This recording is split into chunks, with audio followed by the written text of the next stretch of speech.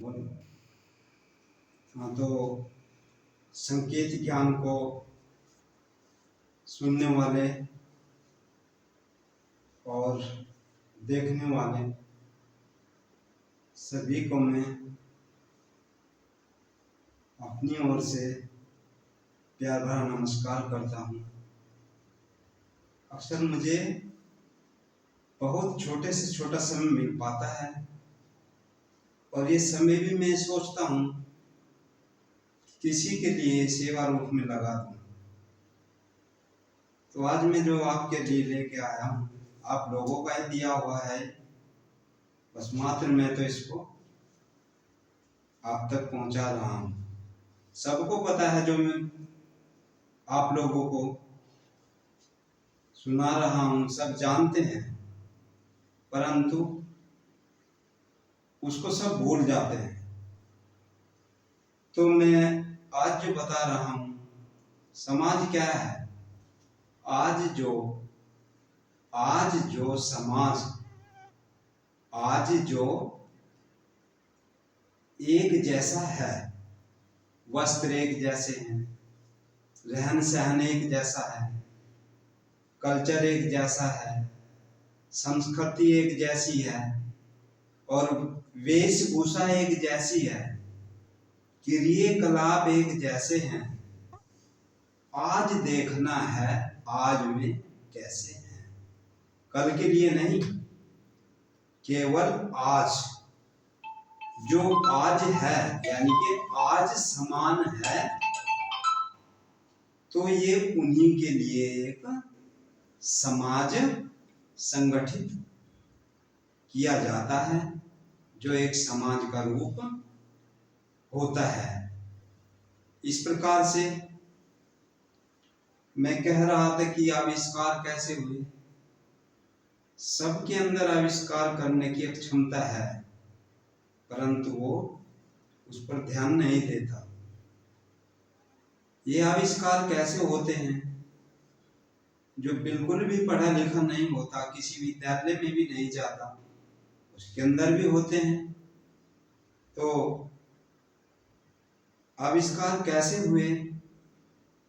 जब किसी को धूप लगी, उस धूप के लगने के बाद उसने अपना हाथ ऐसे लगाया, इससे एकदम स्पष्ट था कि इसको आंखों पर रोशनी का प्रभाव पड़ रहा था, जिसको वो सहन करने में सक्षम नहीं था।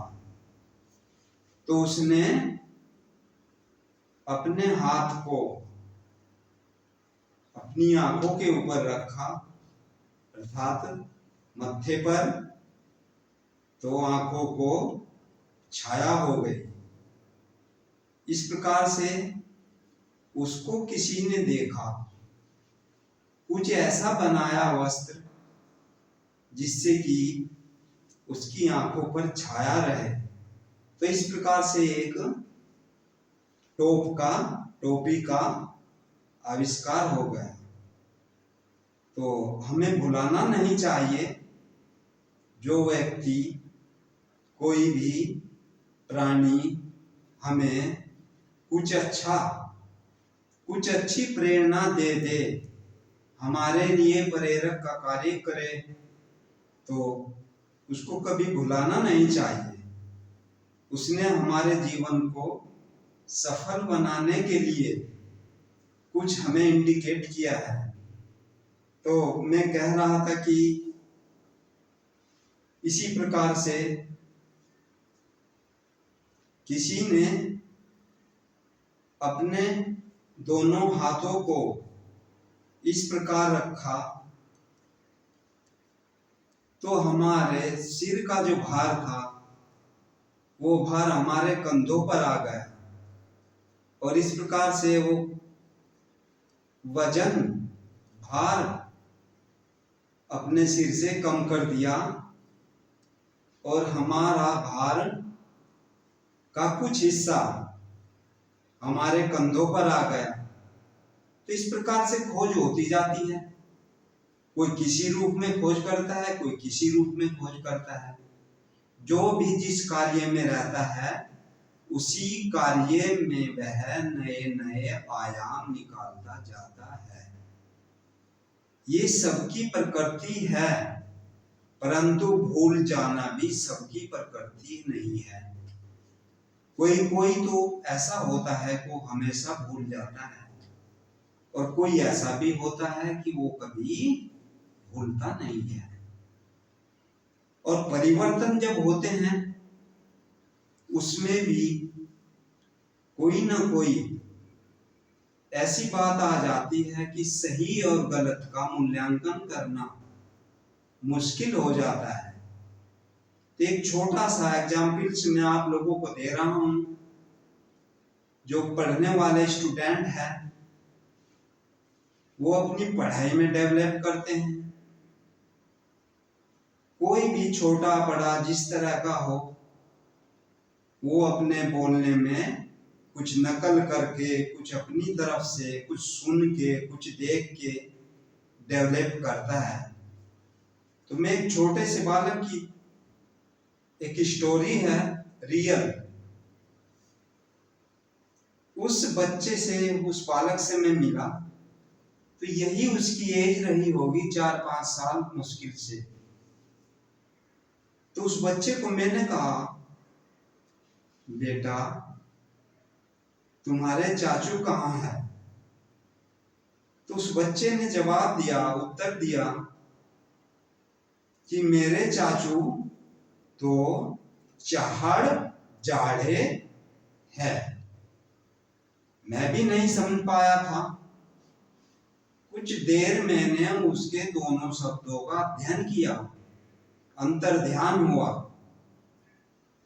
तो जब मैंने उसका अध्ययन किया, जो भी कुछ उसने बोला था, तो मैं समझ पाया कि चढ़ मीन्स तो इसने बताया है शहर, और जाड़ा का मतलब बताया है इसने जा रहा है, तो वो शुद्ध बोल रहा था।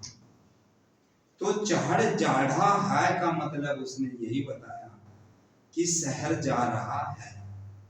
ये इतना बड़ा परिवर्तन समझ पाना बहुत कठिन बात थी।